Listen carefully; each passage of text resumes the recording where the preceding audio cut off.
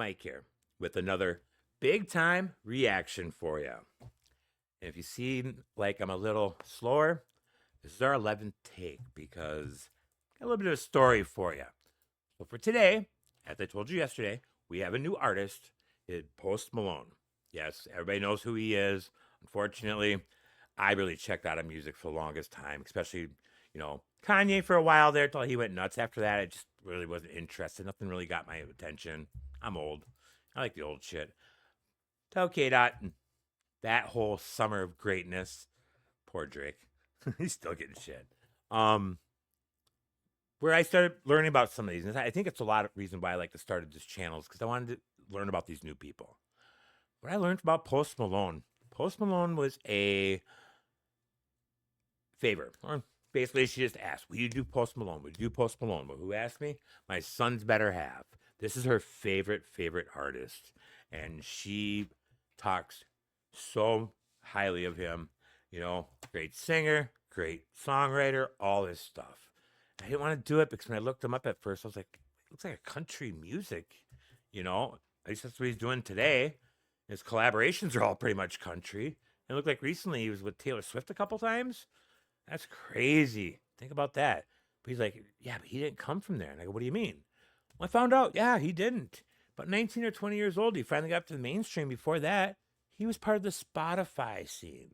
And he got real popular over there with his trap beats and catchy lyrics and great sounding music. Music that had melody, had depth, had a flow. And at that time, everybody kept talking about the mumble rap, fast, triple, double, all that kind of stuff.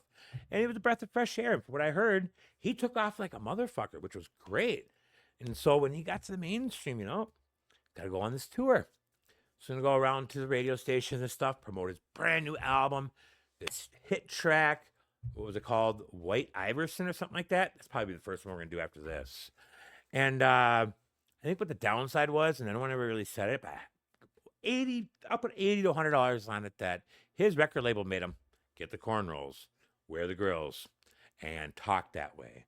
Because as me coming out of the 90s, that was gangster rap. It was totally down there. It was everybody ready to kill each other. You want to know what? 80% of them were not gangsters. I mean, Eminem has admitted. I don't think he ever picked up a gun until he started rapping.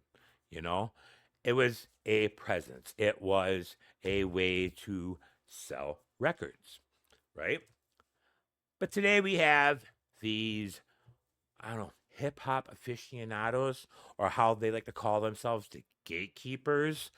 They want to keep the younger kids connected to hip hop and the culture and everything about it. And to a certain person that Post Malone unfortunately ran into for the first time when he was promoting his first track, his brand new album, and he was nervous as fuck. You can tell by his body language. And I will talk more about this. I'll do a little bit more. And I'll also leave down there the video I watched on YouTube with the Breakfast Club. And it was a place where he stopped for the first time. Post Malone goes in there, got the grills, got the cornrows, got a little bit of an accent and stuff. But he's also there with his family. He's there with his wife and stuff. And also, there's a shock jock that thinks he's the reincarnation of Howard Stern. And his name is Charmin the God. Yeah, right. He's a fucking asshole. Who feels like he is one of those hip-hop purists. And when he first got there, yeah, he was being a great host and stuff like that. Oh, I heard you're a Dallas Cowboys fan. It's one of my favorite teams and stuff. And you thinking, oh my gosh, Charmin's, doing good. He was not a bad person when, Post Malone was 19, 20 years old. Until he wanted just to shit all over Post Malone and everything he's ever done. First thing, you're a culture vulture. You sing, you've done country before, you write your own music, you like to do more melodies, you can spit some good bars and stuff like that, but you consider yourself a hip-hop artist. You consider yourself part of the culture. Thank God Post Malone, nervous as fuck, is like, well, I consider myself part of the music culture. I'm a blended guy. I come from many walks of life. I like all music. My family instilled it on me. I enjoyed it. I want, my fans to enjoy it and stuff like that. No, not Charlemagne. No, he wanted to slam him, say so much shit, and it got bad. It got so bad to the point where wives were getting insulted. His integrity was getting insulted. He accused his wife of cheating, accused himself to eventually be cheating. And at the end of it all, he went all in. But I will leave that to the end because if I get into this anymore, I'm going to lose my fucking mind because I also found out at the same time, this is why I'm pissed. Charlemagne, the god for the people, and he's one of the gatekeepers to keep hip hop pure, keep the hip hop, relevant to the younger generation.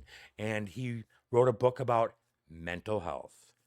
He was struggling with mental health around, a few years back of that or whatever. And he wanted to write a book about it because he realized his dad had mental health issues. And he didn't know that. When he found out, he knew he had something wrong with himself. So he worked hard to get himself better. He got a support system. He really wanted to do it. And he wanted to write this book because he wanted to help the younger generation. Really? No, you didn't. You don't give a fuck about that generation. You care about this because you want to know why? He is the younger generation. I don't give a fuck what color he is. All right? You trash the guy. And if you watch this, I want you guys to watch it. You'll see how triggered I got. At the beginning, Post Malone is so warming, so caring. By the end, he looks like a beaten dog. And Charlemagne wouldn't stop. He got to the point his people made him stop. And I got so disgusted I left. So I'm going to leave it at that because I want to do some more research because from what I've been seeing in the comments, this came on like a rainstorm with this culture vulture stuff. And it devastated Post Malone's mental health. He really suffered from this and he talks about it. And instead of Charlemagne saying, you know what, I went too far and stuff like that, I wrote a book about this. I really pride myself on mental health. No, he's still doing it to this day. I mean, go on. There's so many memes. There's so many videos about how Charlemagne can't stop dissing Post Malone because he wanted him out of the hip hop culture, called him a culture vulture, and then when he left, he said, "See, he's stealing from hip hop." You didn't want him here, okay? If he would have stayed, you guys would have ate him alive. I don't think that he was the only one, but we'll leave it at that. Sorry, this is why I get so frustrated because I love music and I love the artists behind it. I like to learn about the artists because it makes the music better. But people that are on YouTube, people who are supposed to be leaders, are supposed to be the driving force, are doing shit like this. I mean, you're not fooling anyone. You want money. So today we got Post Malone. I did pick this one out because of Ozzy Osbourne and Travis Scott. It's called Take What You Want. This is not from his first release or anything. I think it's right in the middle right there. But after everything that I saw when I was doing my research, after this one, we're going to do a few from each of the early albums and work our way up. I'm also going to look and see how people were treating him back then. Because at the end of that fucking whole thing with Charlemagne, you know what Post Malone did? He offered him cowboy tickets. And that's even a better story. But today we're here for this. And if you want me to shut up, hit the subscribe button, hit the like, leave a comment down there. Go over to Post Malone's channel. Definitely subscribe. I don't think I have it. No, I haven't. And hit the like button. Always want to do that kind of stuff. And this is just tripping me out because he looks, I can't really see him there, but when I see it down there, it looks different. It's only 5 years ago. So, Ozzy Osbourne, Travis Scott. I'm assuming a little more rock and stuff like that because I know when I was seeing his discography, he was with everyone. I mean, the hip hop leaders, Metro Boomin, Future, fucking the ladies, a lot of the up and comers that you see in the freshman class, whatever magazine that's in. Except they wouldn't put Post Malone in there because everybody got pissed off and said, "Oh, he's going to leave the industry." He never left music. He just left hip hop, and I don't blame him. So, without further ado, Post Malone, Take What You Want, Ozzy Osbourne, Travis Scott. I'm sorry, I'm passionate about this. This is the first time it's really gotten to me. Even my son's been laughing at me. This is my 11th take. But here we go. Wait a minute. Something skipped. Sorry. Here we go. So it is kind of rock.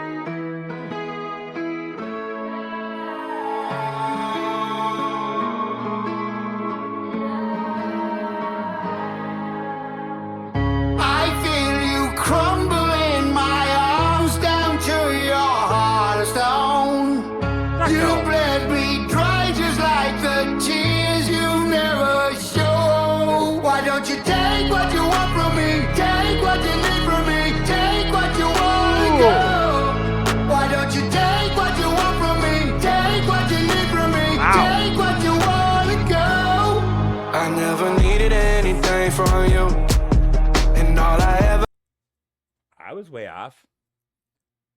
That was a pretty good trap beat right there. That's an Atlanta. That's a classic Atlanta trap beat. That's a really good one. Ooh, that sounded great. Number 2. When I saw Ozzy Osbourne with Ugly Kid Joe and Slaughter back at like 91 or 92, he could barely talk. For some reason, he could sing. Now we're in 2025 and he's still doing this? I'm really shocked. I'm starting to wonder what Sharon is putting in the water, but God, that was really a good beginning. It flowed well. It really did. I'm impressed. Maybe I should stop being triggered and just enjoy the music. That's so good. No fucking way he's doing this.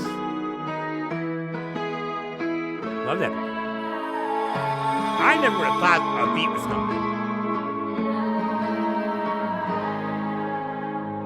I feel you crumble in my arms down to your heart of stone. You bled me dry just like the tears you never show. Why don't you take what you want from me? Take what you need from me. Take what you want to go. Why don't you take what you want from me? Take what you need from me. Take what you want to go. I never needed anything from you. And all I ever asked was for the truth. You showed your tongue and it was forked in two. Your venom was lethal, I almost believed you. Yeah, you prayed on my every mistake, waited on me to break. Held me under hoping I would drown. Like a plague, I was racing away, trying to find my way out, find my way out.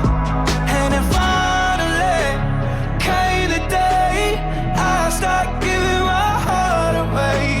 For heaven's sake, my bones will break, but you never own my soul. No, I feel you crumble. Sorry. This song is throwing me all over the place. I really don't think My arms down to you. really don't think Ozzy Osbourne wrote his verse because I don't think Sharon would treat him that way. That was kind of sad, but fucking Post Malone's was really bad. I mean, I guess whoever he was with took everything from him, including everything but his soul, I guess. Take what you want. Wow. I mean, the beat is hard as fuck. And Post Malone's voice with his rapping is smooth as silk. God, that really even bugs me more because it's good. But I'm starting to wonder, that's why I want to do more research on this. I don't know if it was a voluntary thing where he crossed over or whatever. Because I mean, Taylor Swift crossed over country to pop and no one's sitting there pitchforks and you ruined hip hop and you're stealing from the culture or whatever. Fucking assholes. But because he's white, because he had the grills, he had the cornrows, I'll tell you at the end about that. That fucking Charlemagne or whatever the fuck his name is. I'm so pissed about it. This is really good. It really is. I just gotta go. For heaven's sake, my bones will break, but you never own my soul. No, I feel you crumble in my arms down to your heart of stone. You bled me dry just like the tears you never show. Why don't you tell you what you want from me? Tell you what you need from me. Tell you what you want to go. Oh, please. Why don't you tell you what you want from me? Tell you what you need from me. Tell you what you want to go. I took them scars you threw, made chains for the crew. All right, but I know who that is. That's my boy. I'm sorry. I mean, you can bitch about whatever you want. You can say whatever. This sounds fucking amazing. What I always say, if it fits, it flows well. Yeah, it's telling a story. Telling a story. Some pretty bad bitches out there. But, yeah, it happens, I call it the law of averages. I was an asshole in high school. But once I got into my late 20s, early 30s, the women had all the power. Yeah, I can admit it now. But back then, I wanted to fight it all the way. And that's why I'm single right now and I have never been married. Because I'm the idiot. This sounds great. Charlemagne. I took them scars you threw, made chains for the crew. He's perfect. I brought up 10 of this coupe, only made for 2.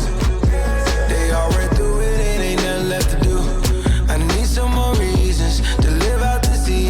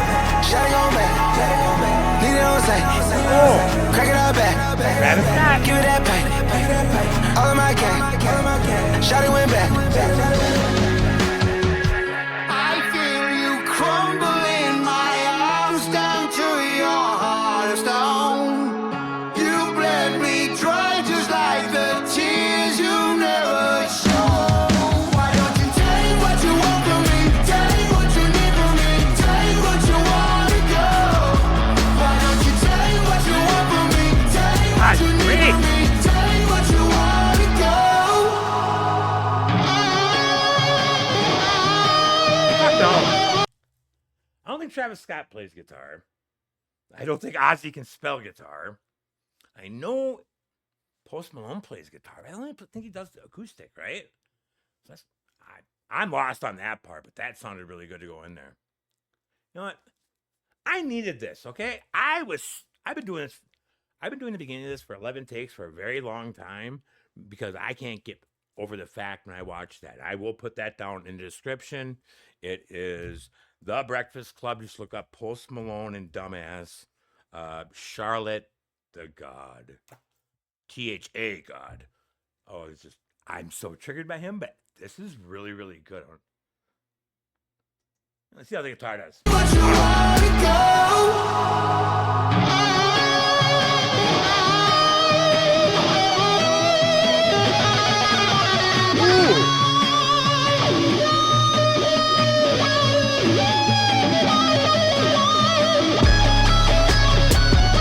That beat is tough as fuck.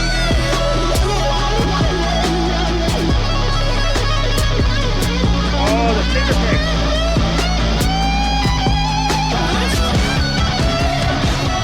Oh. 808. Oh.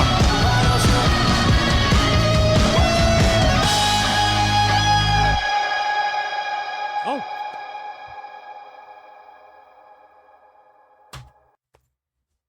That's him.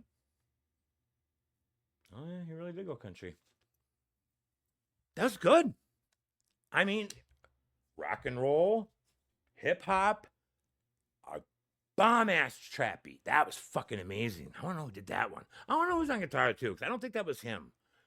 Ozzy, I'll give you props. I don't know how you pulled that one off, because last time I saw you, still yelling at Sharon, but not very well. Yeah, it's kind of a sad one. The one for what's his name? Travis Scott. I caught that at the very end.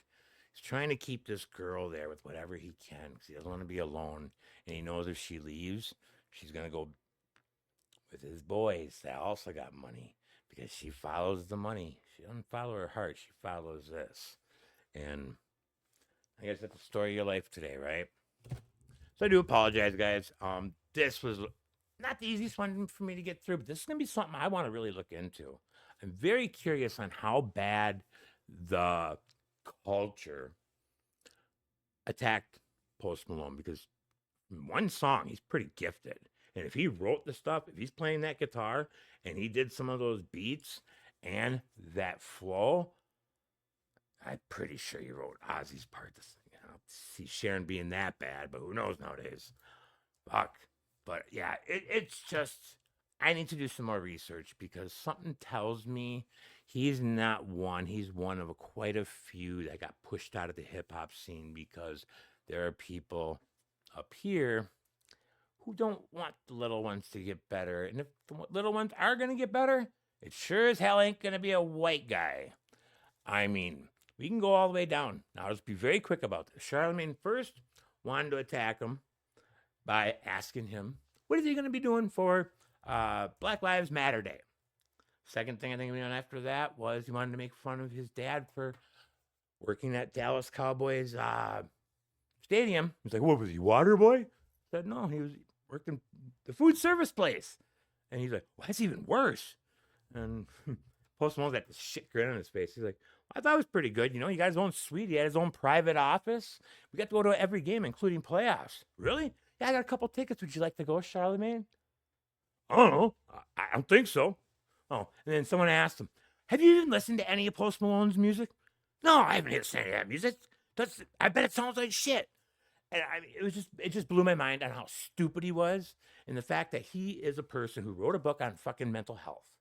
Mental health to help the up and comers because it fucked with him so much. I know how mental health works. His first interview for his first album fucking eviscerated him. I know. Shut up, Mike. Check you guys later. Little surprise for you later on today before the premiere of the new Bandmade tomorrow. All right, guys. Have a good Friday. And Charlemagne, fuck off.